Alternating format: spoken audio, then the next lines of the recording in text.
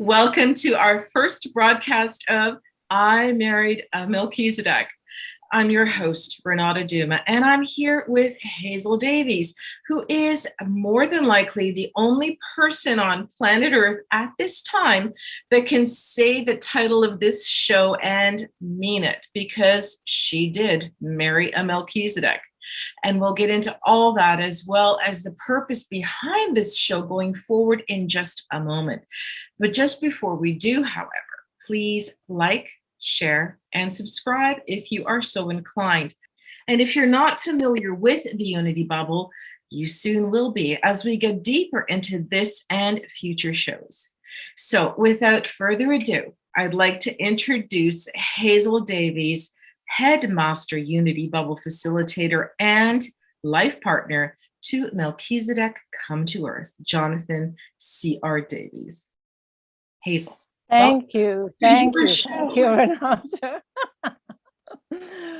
Well, yes, hopefully I can shed a little bit of light and give a few experiences of my life with Jonathan, and let's just see what comes out. Absolutely. I'm sure we're going to be divinely guided. Most probably. So we've been talking about doing this show for quite some time, haven't we? Yes, we have. You really did have to persuade me to do this. And thankfully, you've acquiesced for the benefit of all that will be tuning in to all the wonderful things that you will have to say and that we'll bring forward together. So the first agenda of the day is to explain the show title and to put it into context of the Unity Bubble work. So Hazel, can you start us off with that? Because you married a Melchizedek. I did. Yes, I did. I didn't know I did at the time, but I did. Okay, so the Unity Bubble actually did not come about until 2009 was the Unity Bubble. So there was a lot that went on prior to that creation of the bubble. And when Jonathan first found out that he was of the Melchizedek life stream, that occurred in 2005. So prior to that, it really was Jonathan's desire to find out who he was, because he always knew he was different, but he didn't know why he was different, or how. He knew how he was different, but he didn't understand himself. And that was the majority of his life, was for him to find out who he was. And then when he did find out this Melchizedek life stream, that was quite a heavy burden. So. And how exactly did that come about? What were the circumstances around that? Around him finding out? Yes. Well, at that time, round about that time, we had a bunch of really sensitive friends, and we would get together every so often and do some channeling. And it was basically about many different subjects, many different subjects. Jonathan always had really, really good questions, so that when he asked a question, the channeler, and we had a few channelers at that time, and of course, Jonathan had the question. So when you have the question, you get the answer. And many different beings would come in and speak to the question. And then one day, we were sitting around, I don't know how many were there, half a dozen people maybe. And all of a sudden, the person who was channeling said, "Oh, Jonathan, your friends are here." And we all kind of, well, we have many friends, who are the friends tonight? And he said, "No, your friends are here."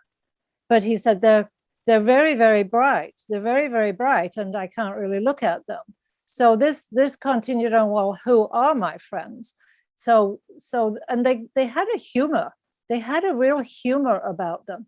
And as Jonathan kind of asked the questions like, who are you? Like, where are you? Why do you say that you're my friends? And this conversation went on, well, you're one of us. So he said, what do you mean? What do you mean you're one of us? And he said, well, we travel together. We've always traveled together. For eons and eons and eons, we've traveled together. So Jonathan said, well, like he's trying to get a handle on this. And of course, we're all in an altered state at this time. So this was the beginning of Jonathan calling his friends, in quotes, Stan and Ollie, because it reminded him of the comedic duo Stan and Ollie. So that's lovingly how we refer to them, you know, as the Melchizedek. Now, Melchizedek is a life stream. It is a life stream. So it is a different stream to the angelic stream or the soul stream. It's really a combination of both. They call Melchizedek the wild card of the universe, because it's a multiverse. They're multiverse beings. They operate all over many different universes, which actually don't translate. They don't. Oftentimes I ask Jonathan, now, what are you doing? Like, what do you do up there? You know, and he said, well, you know, I'm busy. I said, well, what do you do? And he said, well, I can't tell you because it doesn't translate. There's no language. So other universes have different ways of operating. We, you know, this Earth is a free will universe. So it has the boundaries and the availability of choice, which gives the availability of duality. So I'm going off on a tangent here, and I don't know if I'm answering your question, Renata. You're doing just great, Hazel. Just great. Don't worry, I've got you. So what, at the time, what was Jonathan's reaction? And then we'll get to yours. What was his reaction first? Oh, well, his reaction was no, I don't believe it. This is not possible. That is such a thing to say. Why would you say it to me? And then so he had to really, really dig deep inside and figure out what this meant. And at that time, maybe at the beginning, they didn't really have that name Melchizedek. Maybe it was just, I don't really remember exactly how that came about. But when it did come up, Jonathan researched and felt about it and all that. And then he tried to deny it. He tried to say that's not possible. He was very, very reluctant to tell anybody about his findings about himself. At that time, we were doing a lot of group work.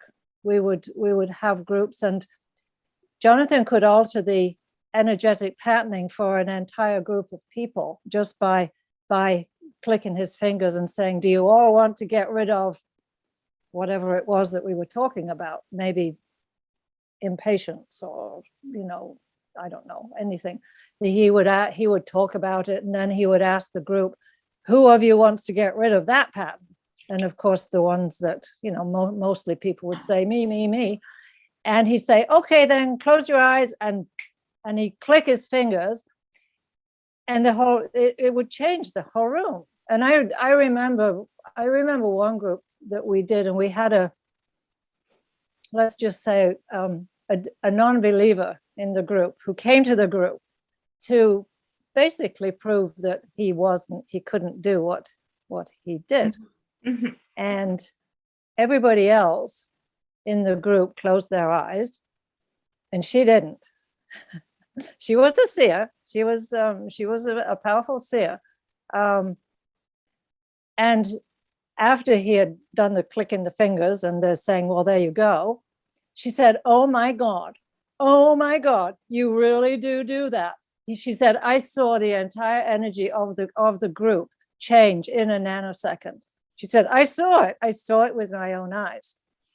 And so obviously she became a believer as such.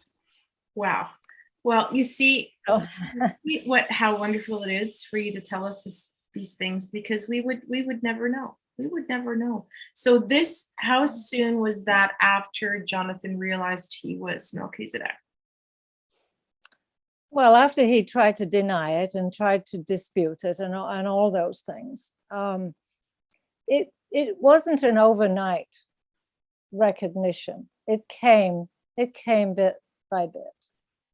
He, as he basically he grew into it.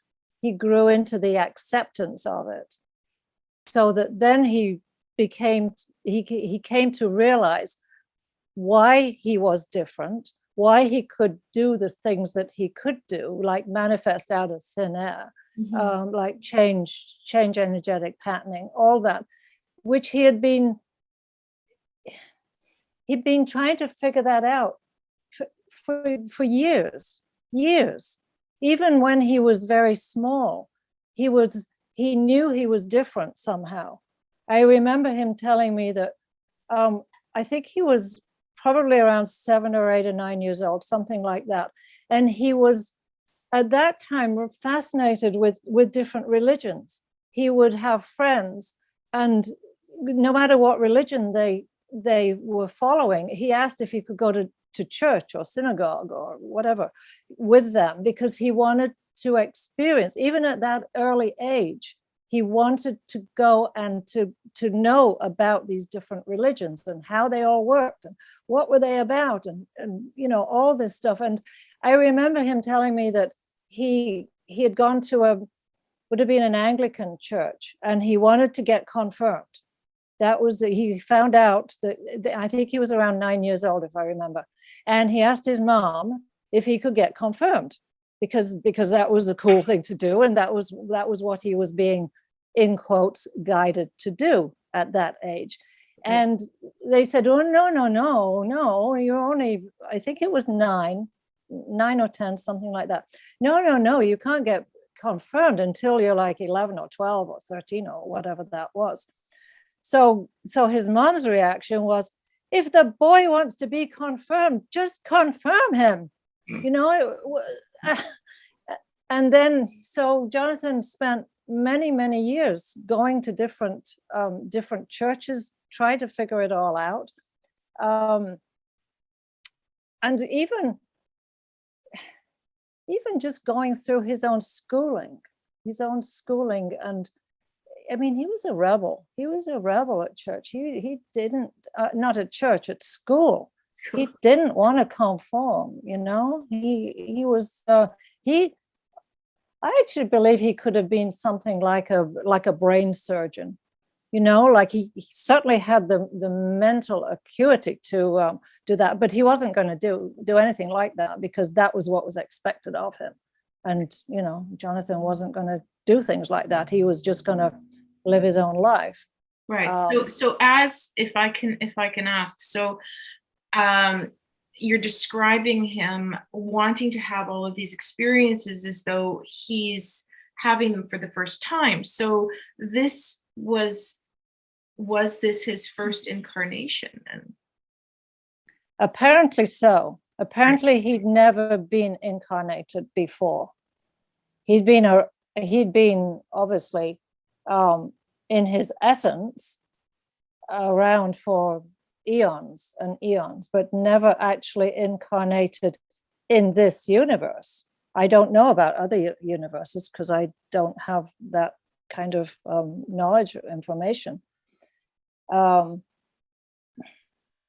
So that's what he found, which was probably one of the reasons why it was all so fascinating down here. He really was determined to have a full human life and have the experiences that are available down here, which are not available in other universes.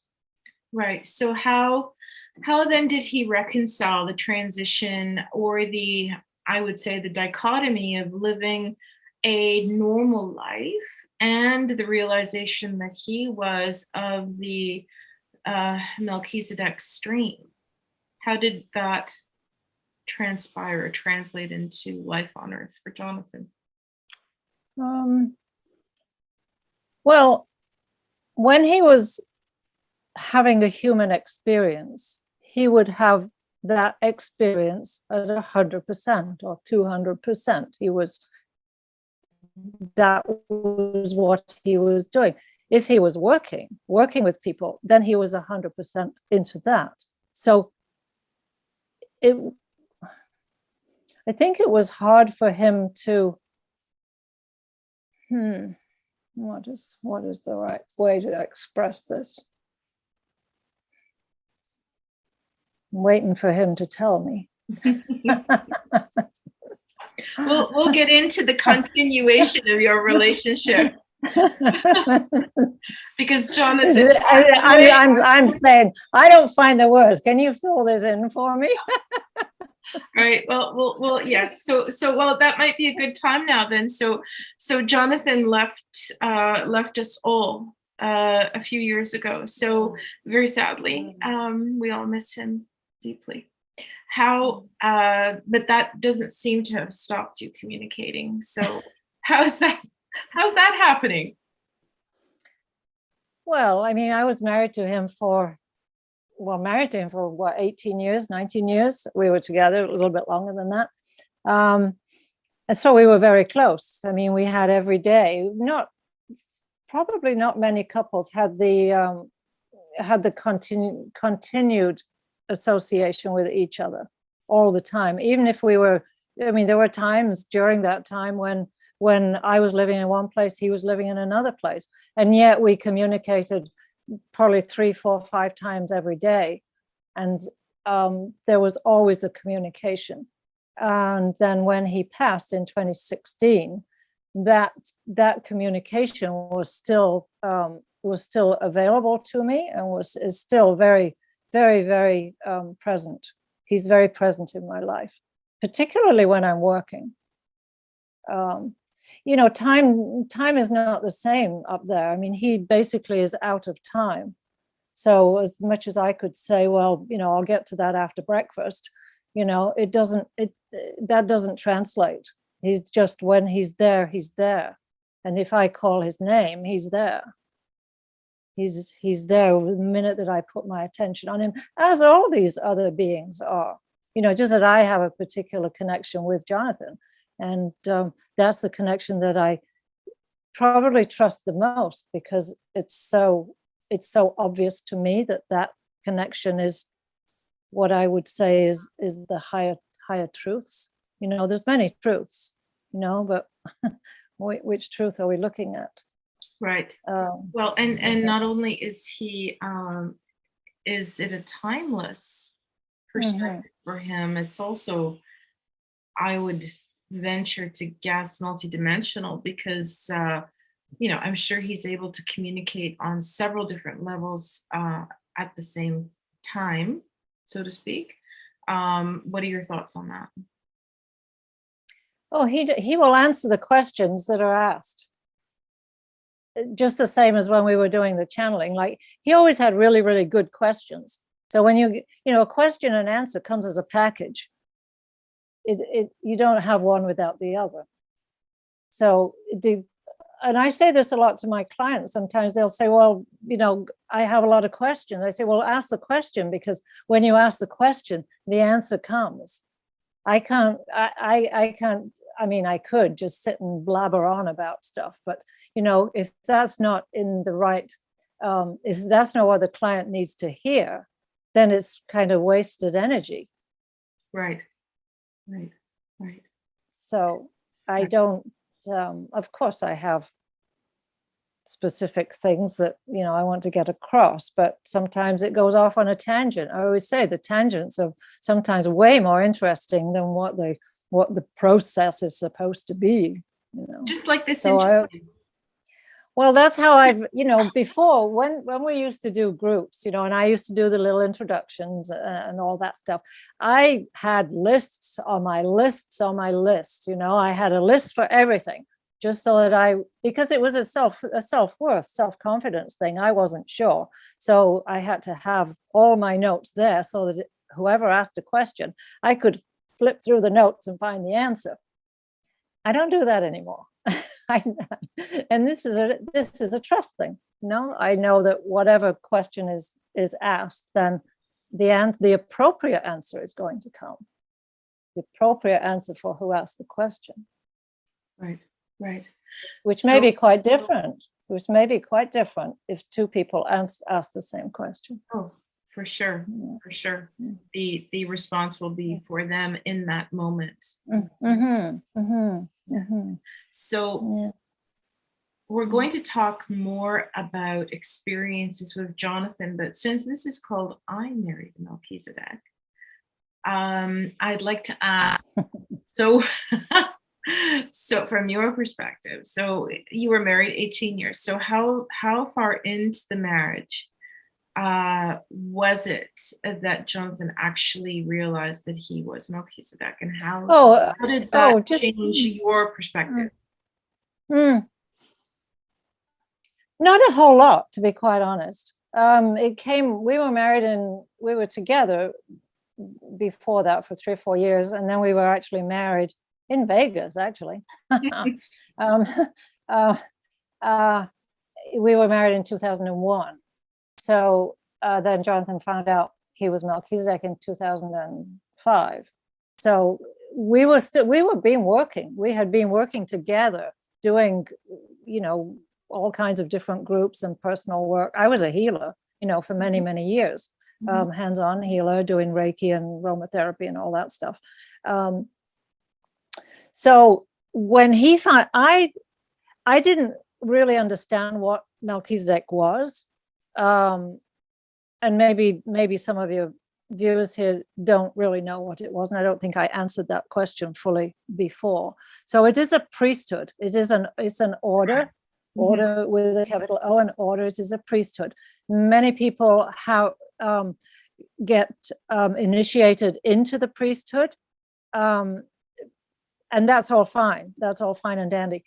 But Jonathan's essence was Melchizedek, which makes it slightly different.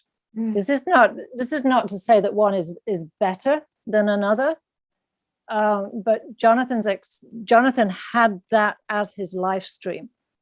So he didn't have to be initiated anywhere for anything. He was it, which is quite unusual. You have some, very high beings from the past, which have also been of that lineage, which is different, is different to being trained in it. It's like, I guess the analogy would be if you become a priest or a reverend or something in a particular religion, it doesn't make you like you're not going to be Jesus Christ. So it's the essence of the being himself. So as far as I was concerned, I always knew Jonathan was different. For me to be with him, it was a calling. I could not have, there was a part of me that needed to be with him, not just for myself, but also for him. So we had a lot of years where we were working together, doing various things. And then when he had that over a period of time, the realization that he was Melchizedek, for me, it was a relief. It was a relief. Now we have an answer. And as I said before, he was very reluctant to state that in any of our groups. And there were many times when people would say, Jonathan, who are you? Like, how can you do this? How can you do it? And Jonathan would just say, I just do this, I just what I do. And he wouldn't say it. And then I remember it got to the point where it became almost necessary for him to stop basically fooling around and just saying, oh, it's just how I am. And I remember the workshop in particular, and he said, well, actually, I found out that I'm Melchizedek. And he didn't know what the reaction to that group was going to be. They could have, not liked it. They could have tried to disprove it, all this. But the reaction, as it was for me personally, was for the group. Oh, thank God. Like, thank goodness you're here and you can, make such a difference for humanity, for us personally, but also for humanity. Because when you are of that level, you can affect a lot, which is what he did. And that I can attest to myself. So having actually had the honor of knowing Jonathan for about 6 years myself, I had many conversations with him, and we're going to touch on lots of aspects of Jonathan going forward, but one of the most amazing ones, which you've already mentioned, is his ability to manifest. And I remember him talking to me and describing how he just wrote, he was determined to meet his life partner, and he took a piece of paper, and because he was coaching me, right? He's like, this is how you do it, okay? So so he said, this is how you do it, and this is how I did it. Took a piece of paper, and I wrote down absolutely every single aspect that I wanted to manifest in a life partner. And I said how tall she was going to be, what kind of hair she was going to have, her personal characteristics, right down to pretty much your shoe size. And lo and behold, there you are. So I know you know that story, and I know you can extrapolate on it. So please, I'm wanting to hear from you. Mm-hmm. Well, it was after we had been together for a few months, and we were sorting out some boxes of paperwork and stuff, and he came running into the living room with this little, they were actually post-it notes, a little group of post-it notes, and he said, hey, look at this, and I said, what? And he said, you're my dream girl, look at this. I said, what do you mean? He says, look, you're my dream girl, this is what I wrote. And we went through, as you were saying, all the different requirements of his dream girl. And yes, it was in great detail. And he said, look at this, you're everything on that, you're my dream girl. We were already together, but you see, the thing is, he put that out. And when you manifest like that, you have to have that energy behind it. You have to have that emotional content, because when he wrote all that, and he worked on it, he didn't just do it one time, he worked at it. Mm-hmm. And then when it came to the perfection of his dream girl, he basically said, that's it, this is who I'm, whoever that is, this is what I would like in my dream girl. And then we met. Wow. Yeah, well, that's just Jonathan, right? That's just, and you. He manifested. Equally powerful manifester. Yeah. Well, you have to have that focus. You have to have the intention. Also, you have to be very clear. You have to be clear yourself, because your manifestation is going to include everything, all the good, the bad, and the ugly. So as much as, one can say, oh, just write it down and it'll happen. Well, it may, but it may also come with the things that you may not quite like, because you have not done the work to get rid of those, and it will be a clear passage of the manifestation. Exactly. So how did you actually meet? Oh, I knew Jonathan for quite a long time before we were actually together. I did some work with him. I went to him to do some of my own personal work, because I had some issues that I needed to have clarity on, and then all that work was done, and I didn't see him for quite a long time. And then I did come. I met him again, and that's when the fireworks went off. That's when the magic happened. Yeah. Oh, well, that's wonderful. So that was 18 years ago. So we're talking, what year would that have been?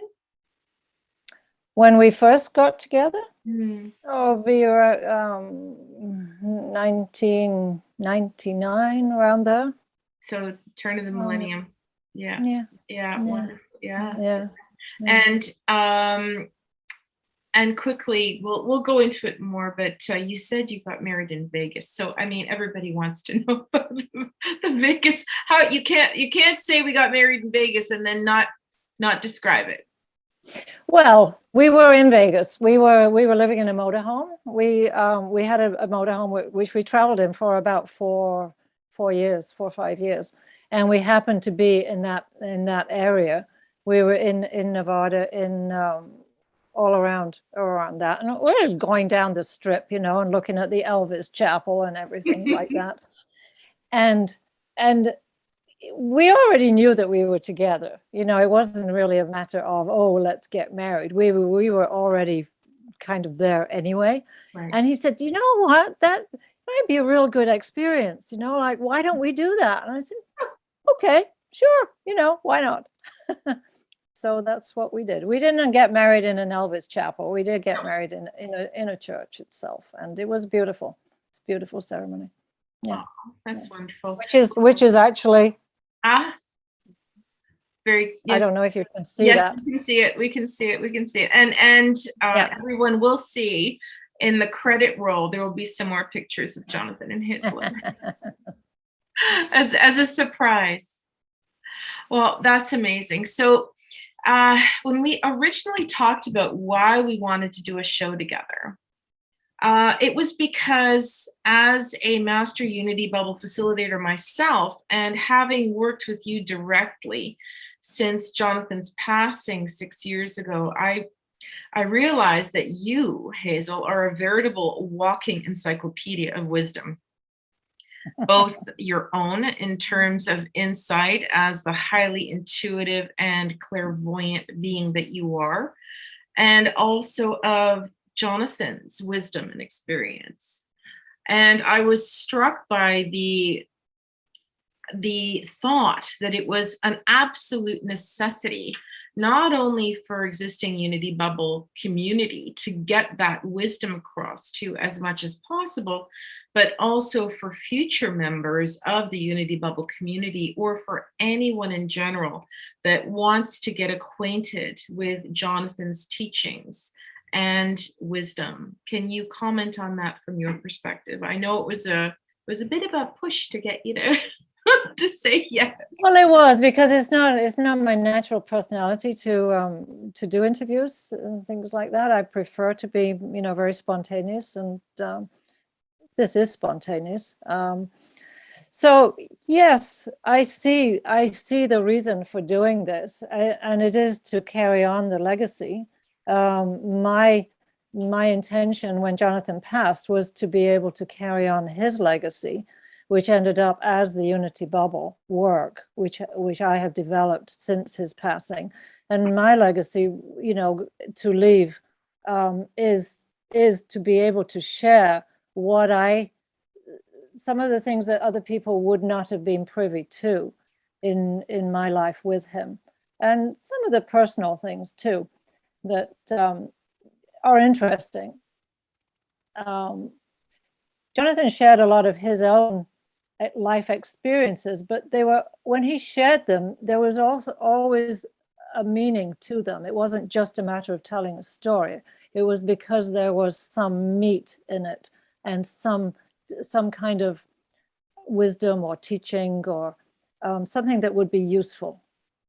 He was very, and there was a lot of humor. There was a lot of humor too. Oh, there sure was. That's for sure. Yeah. That's for sure. Well, I see that there's going to be so much that we can bring forward, and I'd like to open it up to our audience members also to submit questions to us. You'll be able to do that by clicking on a email link that we will provide in the below the video.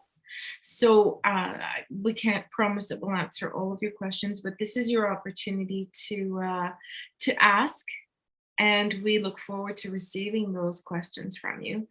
And thank you so much, Hazel. I know this has been, this was a little push for you, but I think you did amazingly well.